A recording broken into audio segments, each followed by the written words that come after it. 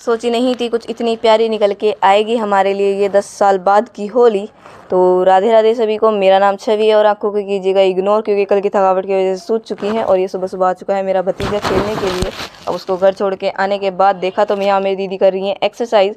अब इतने दीदी एक्सरसाइज कर रही है तो मैं फटाफट लगा लेती हूँ पूरे घर में झाड़ू। झाड़ू लगाने के बाद मैंने बनाई ये उपलों की माला जो हमें होली पूजने के लिए जानी थी। और यहाँ आ चुके हैं मेरे कज़न्स और मेरी आंटी, जिनका स्वागत हमारे मोती भाई कर रहे हैं। और उनके आने के बाद नहा धो के हम सब हो चुके हैं तैयार होली पूजने के लिए।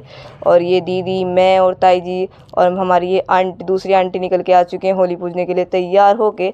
और यहाँ देख सकते हैं आप मेरे भतीजे जो तारक मेहता के कुछ खास ही फ़ैन है, जो उल्टा चश्मा लगा रहे हैं। और हम यहाँ पहले आ चुके हैं अपने घेर में, क्योंकि यहाँ से हमें उपले लेने हैं होली पूजने के लिए। और ये मेरी मम्मी और ताई जी पूज रही हैं होली। हमारे यहाँ कुछ इस तरीके से होली पूज रहे हैं। और ये पीछे मेरी दूसरी ताई जी लग रही हैं होली पूज रहे।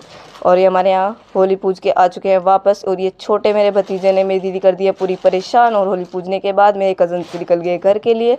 उनके जाने के बाद दीदी लेके आई मेरे लिए मैगी बना के। मैगी खाने के बाद हमने लगाई मेहंदी।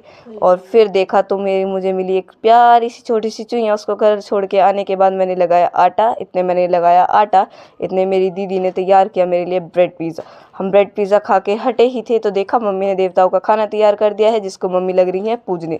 अब देवताओं का खाना पूजने के बाद मम्मी ने उसको करेंगे पैक। और जब मम्मी खाना पैक कर रही थी, फिर मम्मी ने खाना पैक करने के बाद दिया उसे मुझे, मैं देने गई उसको अपने अंकल को।